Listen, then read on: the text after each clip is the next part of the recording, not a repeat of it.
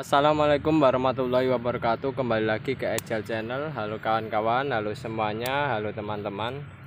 Pada kegiatan pagi hari ini kan kawan, pada kegiatan sore ya kan, mohon maaf, sore hari ini kita melakukan proses namanya pemanenan kemangi, dimana kemangi yang kita panen ini usianya agak tua ya kan kawan ya, agak tua atau minta segera dipanen, dikarenakan kemangi ini sebenarnya sudah memasuki masa generatif.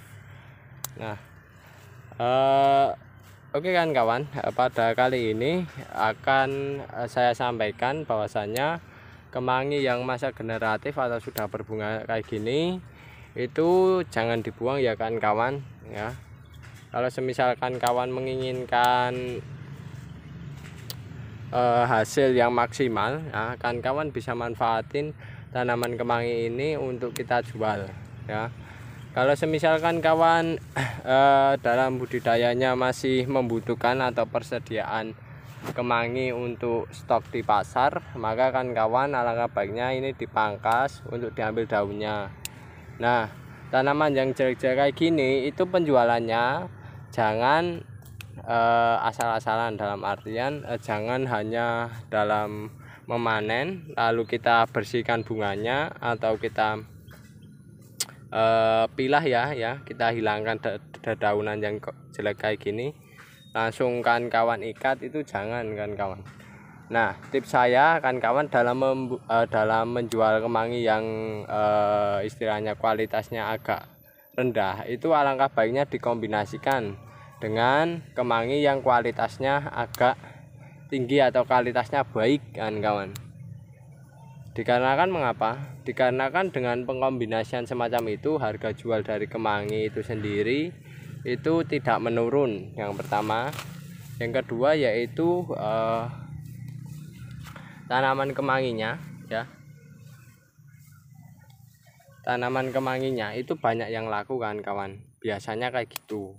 Nah, kami sebagai seorang petani kan biasanya membudidayakan kemangi ini ya keinginannya tidak rugi dan mendapatkan keuntungan yang lebih ya kan kawan.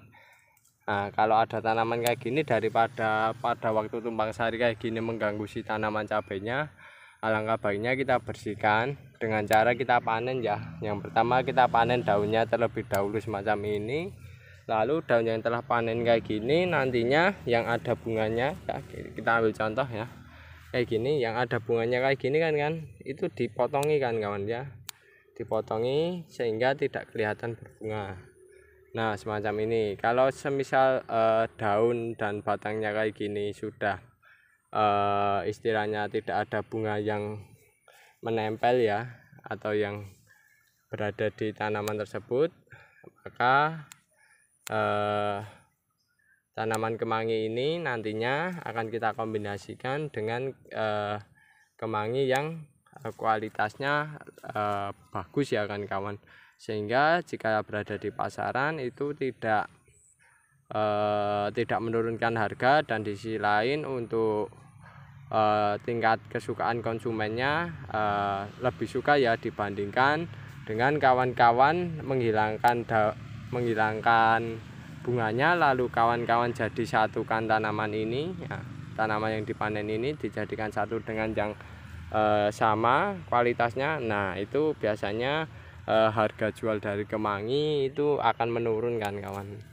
Nah, alangkah baiknya kan kawan kombinasikan ya, biar kemanginya laku dan tidak rugi. Nah, nanti kan kawan-kawan memperoleh ikatan kemangi yang jumlahnya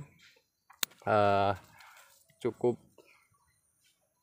banyak ya kan kawan, sehingga kan kawan memperoleh keuntungan. Nah, tips saya kali ini kayak gitu kan kawan. Jadi dalam membudidayakan kemangi kita seorang petani harus pintar-pintar dalam mengelolanya kan kawan, agar nilai jualnya tidak menurun semacam itu. Dan lalu yang kedua, tips saya dalam menjual kemangi yang semacam ini ya kan kawan, yang istilahnya kualitasnya agak sudah menurun itu, pastikan ya kemanginya layak untuk dikonsumsi kan kawan. Jangan kan menjualnya kemangi yang tidak layak konsumsi. Nah, kemangi yang tidak layak konsumsi itu yang bagaimana? Nah, kemangi yang tidak layak konsumsi itu yaitu yang jelas daunnya tidak hijau, sudah pucat berwarna kuning semacam ini kan. Nah, kalau daunnya berwarna semacam ini itu tidak layak konsumsi. Dan yang kedua adalah jumlah daunnya. Nah, kalau ini kan tiap batang masih daunnya masih kelihatan banyak kan kawan. Nah, ini masih layak konsumsi. Yang kalau semisal daunnya sedikit, alangkah baiknya kan jangan masukkan ke bagian bagian tanaman kemangi yang kualitasnya bagus, tapi masukkan ke yang tidak layak kan kawan. Jadi yang layak itu yang kayak gini minimal lah ya, daunnya masih banyak, warnanya hijau.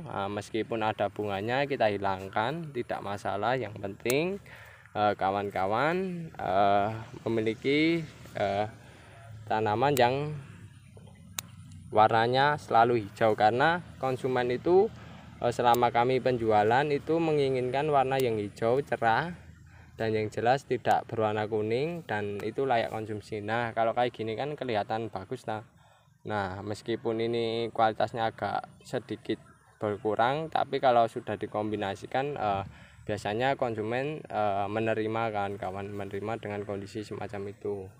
Nah, ini tips saya kan kawan.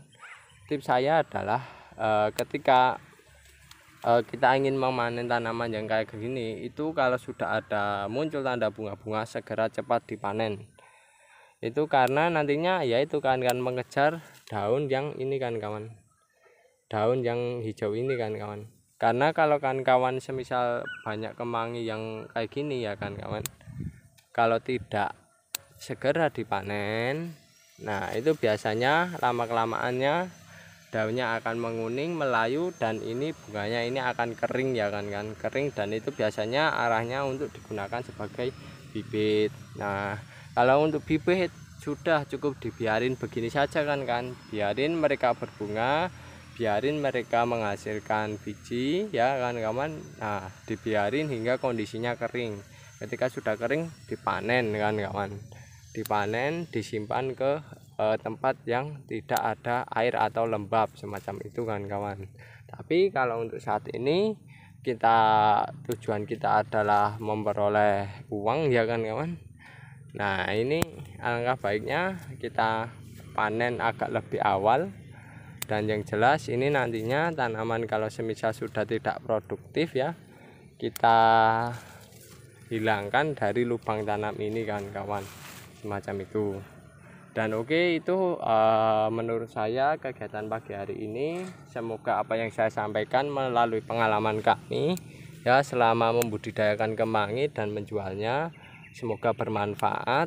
Jika ada kekurangan maupun kesalahan dalam pembuatan video ini, kami mohon maaf yang sebesar-besarnya. Saya akhiri, wassalamualaikum warahmatullahi wabarakatuh.